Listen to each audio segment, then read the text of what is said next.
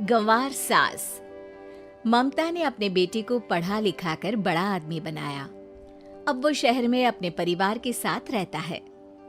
एक दिन ममता का बेटा रोहन अपनी पत्नी आलिया से कहता है, अरे आलिया, सुनो, माँ अब से गांव में नहीं रहेगी। वो हमारे साथ यहीं रहेंगी शहर में। उनका कमरा आज नौकर से बोलकर अच्छे से साफ करवा देना।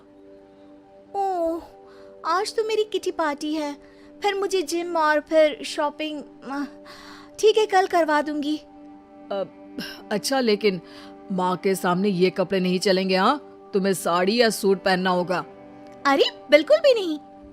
मेरे मम्मी पापा ने इतना पैसा लगाकर शादी इसलिए नहीं की थी कि मैं अपनी मर्जी के कपड़े पहन ओढ़ भी ना सकूं। अरे चलो, गुस्सा मत हो, लेकिन कुछ दिन तो माँ की खुशी के लिए कर सकती हो ना। लेकिन आलिया मानती नहीं।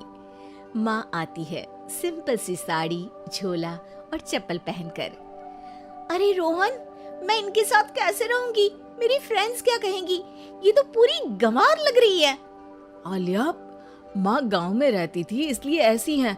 तुम आज ही माँ के साथ जाकर उनकी पसंद की शॉपिंग करवा देना। इनके साथ घर के अंदर रहना मुश्किल है, बाहर तो मैं कभी भी ना जाऊं। रोहन को आलिया पर गुस्सा आ जाता है। माँ, ओ माँ। हाँ बेटा। वो माँ को ले जाने के लिए उनका हाथ पकड़ता है कि अरे माँ, तेरे हाथ अभी तक इतने कड़े हैं, तूने इसका कोई इलाज नहीं किया?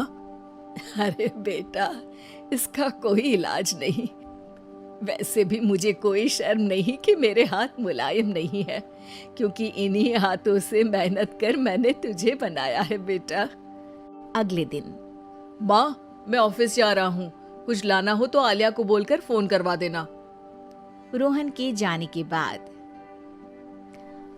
आप ना आज कमरे में ही रहिएगा, घर में पार्टी है, मेरी सहेलियां आ रही हैं, मैं उन लोगों के सामने आपको नहीं ला सकती हूँ। ठीक है बहू, लेकिन तुम कहो तो मैं कुछ खाने को बना दूं तुम लोगों की पार्टी के लिए। वो लोग सिर्फ कॉन्टिनेंटल या थाई फूड ही खाते हैं। कोई बात नहीं, कभी इंडियन खिलाने वाला कोई मिला नहीं होगा ना। मैं बनाकर कमरे में चली जाऊंगी। जैसे आपकी मर्जी। आलिया के घर उसकी दोस्त आती हैं, पार्टी होती है। अरे वाह आलिया, ये क्या है खाने में? बड़ा ही स्वादिष्ट है यार, इसकी रेसिपी मुझे चाहिए। हाँ, और ये दाल, ओ माय गॉड, मैंने तो किसी 5 स्टार में भी ऐसी दाल नहीं खाई है यार। तू कुक को यहाँ बुलाना। अब आलिया घबरा जाती है। हाँ हाँ, क्यों नहीं, माँ जी जरा बाहर आइए। आलिया की सास सिंपल सी साड़ी और गांव के अंदाज में आती है। अरे बहू, क्या हुआ? खाना पसंद नहीं आया क्या? बहू? अरे ये गांव से दिखने वाली औरत तुम्हें बहू क्यों बोल रही है? कौन है ये? वो हमारी नई नौकरानी है। सास बहू की बात सुनकर बहुत दुखी हो जाती है। वो सर झुकाकर जा ही रही होती है कि एक सहेली बोल पड़ती है। अरे कहाँ जा रही हैं माँ जी? वो उठकर उनके पैर छूती है। जीती रहो बेटा। क्या है ना, आपकी शक्ल बिल्कुल मेरी माँ जैसी है। पता है आलिया, मैं शहर पढ़ने आई और फिर शहरी हो गई, लेकिन मेरे माँ पापा तो आज भी गांव में रहते हैं, बिल्कुल इनके जैसे ही हैं। आप यहाँ बैठिए ना आंटी, आप सच में बड़ी खूबसूरत है और आपके हाथ का खाना तो लाजवाब है। काश ये मेरी सास होती।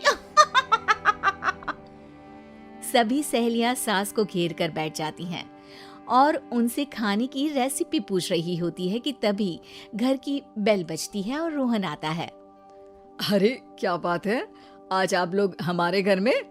और ये लोग तो मुझे आलिया से ज्यादा माँ की सहेलियां लग रही हैं। क्या ये आपकी माँ है? लेकिन आलिया ने तो कहा कि ये उनकी नौकरानी है और इन्होंने भी नहीं बताया। वो नहीं बताएंगी, क्योंकि उनके लिए बच्चों की इज्जत और उनकी खुशी सबसे पहले है। मुझे माफ कर दो, मुझे इन्हें तुम लोगों से मिलवाने में शर्म आ रही थी। कि तुम लोग क्या कहती। अरे अब तो हमें शर्म आ रही है कि तुम हम लोगों की सहेली हो। हाँ, जो माँ जैसी सास को नौकरानी बोले वो हमारी सहेली नहीं हो सकती। ये बोलकर सभी वहां से जाने लगती है कि सास बोलती है, आलिया की तरफ से मैं तुम लोगों से माफी मांगती हूँ। उसने जो कहा उसके लिए मैं उसे माफ करती हूँ। अब तुम लोग भी उसे माफ कर दो, क्योंकि अगर तुम लोगों ने उससे दोस्ती तोड़ी तो फिर मेरे हाथ का खाना कैसे खाओगी। नहीं नहीं आंटी, जरूर आएंगे, लेकिन अब आलिया की नहीं बल्कि आपकी सहेली बनकर।